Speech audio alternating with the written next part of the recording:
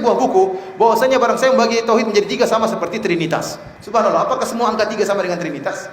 Trinitas. Berbeda antara pembagian Trinitas bahwasanya Allah Bapa, Allah Anak, Allah Ibu ya, atau Allah Rohul Kudus, ini tidak sama dengan masalah tauhid menjadi tiga, karena tiga tauhid ini dipraktikkan oleh Nabi SAW. Mereka mengatakan bahwasanya pembagian tauhid menjadi tiga: tauhid rububiyah, tauhid asma wa sifat, tauhid al-uluhiyah adalah bid'ah, tidak pernah disampaikan oleh Nabi SAW, tidak pernah disampaikan oleh para sahabat, tidak pernah disampaikan oleh para tabi'in, tidak pernah Nabi dalam hadis, bahkan hadis yang dhaif, Nabi tidak pernah berkata ketahuilah tauhid menjadi tiga: tauhid rububiyah, tauhid uluhiyah, tauhid asma wa sifat. Bagaimana kita membantah syubhat ini? Kita mengatakan bahwasanya pembagian ini adalah dalam rangka untuk memudahkan belajar ya. Kenapa? Karena pembagian ini ya memang secara teori tidak ada dikatakan 1, 2, 3, namun secara prakteknya memang ada pembagian seperti ini. Ini sama seperti tatkala dalam hukum-hukum fikih, secara prakteknya di zaman Nabi, fikih itu terbagi menjadi tiga.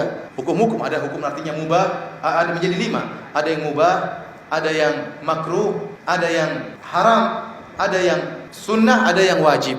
Demikianlah para ahli fikih tatkala membagi hukum menjadi 5. Dan ini tidak pernah dinyatakan oleh Nabi SAW. Bahwasanya ketahuilah para sahabatku, hukum fikih terbagi menjadi 5. Ini Nabi tidak pernah mengatakan, dalam hadis palsu pun tidak ada ya. Tetapi setelah diteliti, ternyata hukum-hukum yang disampaikan oleh Nabi bisa diklasifikasikan menjadi berapa? 5. Sama, masalah pembagian tauhid menjadi 3 ini hanya sekedar penelitian, sehingga setelah diteliti ternyata diklasifikasi tauhid itu bisa dibagi menjadi apa? Menjadi 3 untuk memudahkan belajar. Ini bukan perkara yang baru, perkaranya sudah ada, cuma penjelasannya memang dengan metode seperti ini memang baru, tapi yang dijelaskan memang sudah ada. Sama seperti kita katakan hukum fikih terbagi menjadi 5, sudah ada sejak zaman Nabi SAW.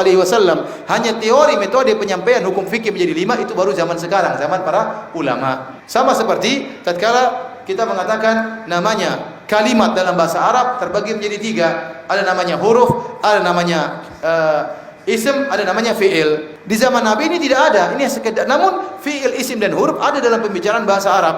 Sama, tidak ada pembagian bahasa Arab menjadi nahwu dan sharaf. Tidak perlu dibagi seperti ini, hanya metode untuk mempelajari bahasa Arab. Namun nahwu dan sharaf dipraktikkan oleh Nabi dan para sahabatnya. Ini berbicara tentang metode, berbicara tentang metode. Ini berbeda dengan bid'ah-bid'ah yang muncul. Kalau bid'ah-bid'ah yang muncul, maka memang tidak dikerjakan oleh Nabi dan hakikatnya tidak ada.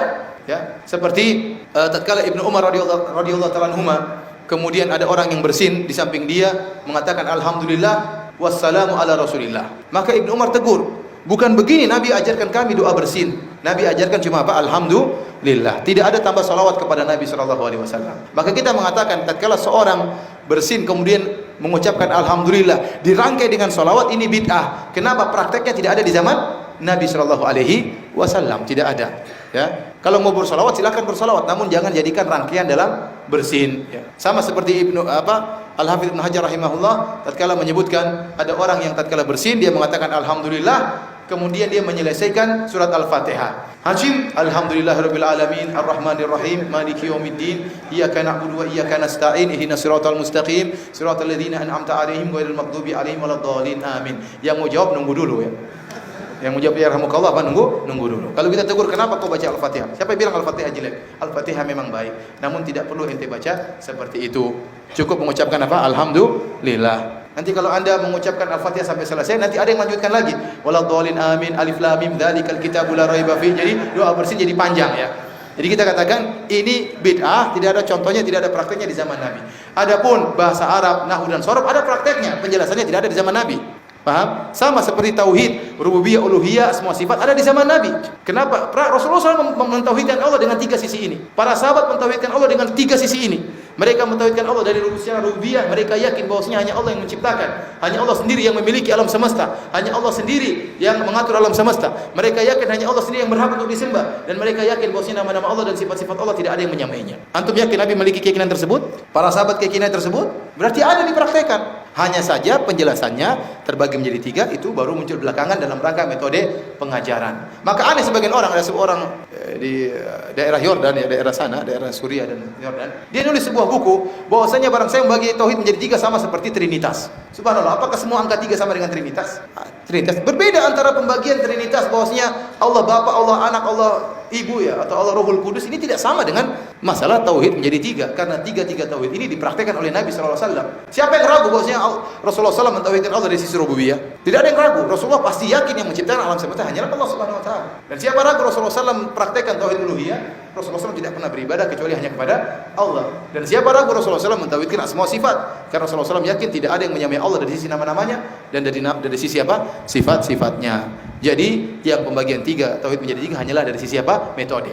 Kemudian para ulama juga menyebutkan kenapa timbul pembagian seperti ini? Timbul pembagian seperti ini karena konsekuensi pembelajaran. Karena ada orang-orang yang menyimpang. Sebenarnya syariat ingin tauhid satu kesatuan, tidak perlu dibagi. Saya ulangi.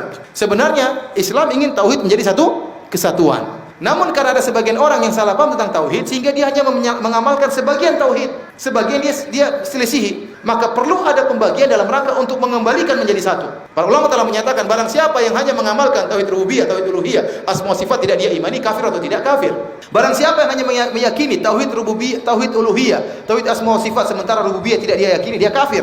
Barang siapa yang hanya meyakini tauhid uluhiyah, meyakini rububiyah dan asma sifat uluhiyah tidak diyakini, maka dia kafir. Maka ini dalil bahwasanya syariat ingin tiga tauhid ini menjadi satu, bukan untuk memisahkannya, tidak. Jadi pembagian tersebut tujuannya untuk apa? Menjadikan apa? Satu. Karena tidak boleh orang hanya beriman dengan salah satunya. Saya ulangi, pembagian yang dijelaskan oleh para ulama tujuannya untuk apa? Menjadikan satu. Kenapa ada pembagian tersebut? Karena ada sebagian manusia yang beriman dengan sebagian dan meninggalkan sebagian. Ini sebabnya, ya. Ini sebabnya, ya. Oleh karena para hadirin Subhanahu wa taala, di antara bukti ada sebagian manusia yang beriman dengan sebagian tauhid dan menyimpang sebagian tauhid adalah seperti orang-orang musyrikin Arab. Orang-orang musyrikin Arab, Allah berfirman tentang mereka dalam surat Yusuf ayat 106, kata Allah, "Wa ma yu'minu aktsaruhum billahi illa wa hum musyrikun." Tidaklah kebanyakan mereka beriman kepada Allah kecuali mereka syirik. Seakan-akan Allah berkata, tidaklah kebanyakan mereka bertauhid kepada Allah tapi mereka berbuat kesyirikan. Lah, ini iman yang mana, syirik yang mana kalau begitu? Di sinilah butuh pembagian. Ternyata mereka beriman dengan sebagian dan syirik kepada sebagian. Dari sini setelah diteliti tentang tafsiran para sahabat tentang ayat ini, ternyata orang-orang musyrikin Arab mereka beriman tentang rububiyah. Mereka beriman bahwasanya Allah Maha Pencipta, Allah Maha Pemberi rezeki. Namun waktunya ibadah mereka juga beribadah kepada wali-wali Allah, kepada orang-orang saleh, kepada Lata dan Uzza. Jadi pembagian tersebut muncul karena konsekuensi adanya penyimpangan. Paham? Sekarang Anda bagaimana menjelaskan bahwasanya orang-orang musyrikin Arab menyimpang? Kalau ditanya, mereka bertauhid atau tidak? Mereka bertauhid. Mereka syirik atau tidak? Mereka juga syirik. Loh, kok bisa bertauhid sekalian syirik? Baru bisa kita jelaskan. Tauhid mereka pada satu bagian, sementara pada tauhid yang lain mereka syirik. Dalam masalah rububiyah mereka bertauhid, meyakini Allah Maha Pencipta, Allah Maha Pemberi rezeki. Namun dalam masalah penyembahan mereka musyrik. Mereka nyembah kepada Allah dan juga nyembah kepada selain Allah. Jadi otomatis terjadi pembagian tauhid. Paham maksud saya?